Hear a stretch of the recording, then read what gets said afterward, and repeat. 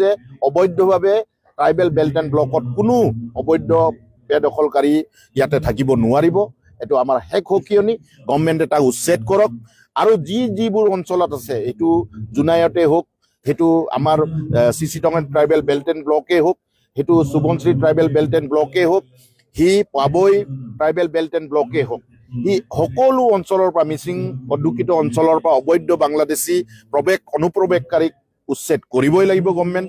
আৰু আমি ইয়াতে আমাৰ ড্ৰাফ্ট ইয়াতে বিশেষ বেছি আমি আলোচনা নকৰোঁ, আমি গভৰ্ণমেণ্টক অৱগত কৰিম মাত্ৰ যে এখেতসকলক উচ্ছেদ যদি নকৰে তেতিয়াহ'লে আমি নিজাববীয়াকৈ আমি আমাৰ কাম আমি অব্যাহত ৰাখিম। কাৰণ আমি নিয়মক আমি ভাঙিব নিবিচাৰোঁ কাৰণে আমি আমাৰ লিষ্ট গভৰ্ণমেণ্টক দিম।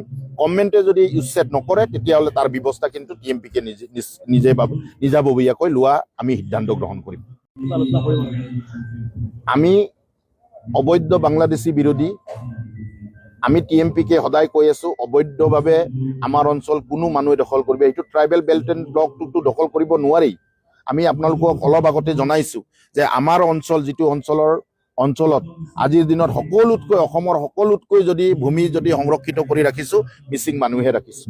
আৰু ট্ৰাইবেল বেল্ট এণ্ড ব্লক যদি আমি সংৰক্ষিত ৰাখিছোঁ, মিচিং মানুহে ৰাখিছোঁ। কিন্তু শ বছৰ ধৰি 100 বছৰ ধৰি খিলঞ্জীয়া অসমৰ মানুহ, চুতীয়া, আহোম, কোচ ৰাজবংশীৰ পৰা আৰম্ভ কৰি গোৰ্খাৰ পৰা আৰম্ভ কৰি এখেতসকলে 50-100 বছৰ আমাৰ ট্ৰাইবেল বেল্ট এণ্ড ব্লকত এখেতসকলে বসবাস কৰি আছিল। তেখেতসকলকো আমি অসম চৰকাৰৰ লগত আলোচনা কৰি তেখেতসকলৰ ইয়াতে নিয়মীয়াকৈ বা পাৰ্মানেণ্টলি থাকিব পৰা ব্যৱস্থা বা মাটিৰ অধিকাৰ দিয়াৰ কাৰণে আমি চৰকাৰৰ লগত আলোচনা কৰি এখেতসকলক দিয়াৰ অধিকাৰৰ পৰা আমি বঞ্চিত কৰা নাই।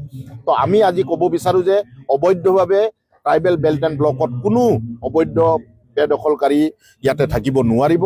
এইটো আমাৰ শেষ সকিয়নি। গভৰ্ণমেণ্টে তাক উচ্ছেদ কৰক আৰু যিবোৰ অঞ্চলত আছে, এইটো জোনাইতে হওক, সেইটো আমাৰ চিচিটঙা ট্ৰাইবেল বেল্ট এণ্ড ব্লকেই হওক, সেইটো সুবনশ্ৰী ট্ৰাইবেল বেল্ট এণ্ড ব্লকেই হওক, সি পাবৈ ট্ৰাইবেল বেল্ট এণ্ড ব্লকেই হওক, ই সকলো অঞ্চলৰ পৰা মিচিং অধ্যুষিত অঞ্চলৰ পৰা অবৈধ বাংলাদেশী অনুপ্ৰৱেশকাৰীক উচ্ছেদ কৰিবই লাগিব গভৰ্ণমেণ্ট।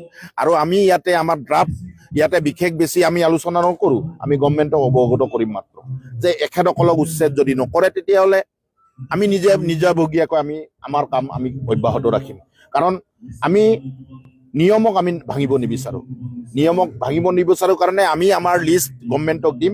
গভৰ্ণমেণ্টে যদি উচ্ছেদ নকৰে তেতিয়াহ'লে তাৰ ব্যৱস্থা কিন্তু টিএমপিকে নিজাববীয়াকৈ লোৱা আমি সিদ্ধান্ত গ্ৰহণ কৰিম।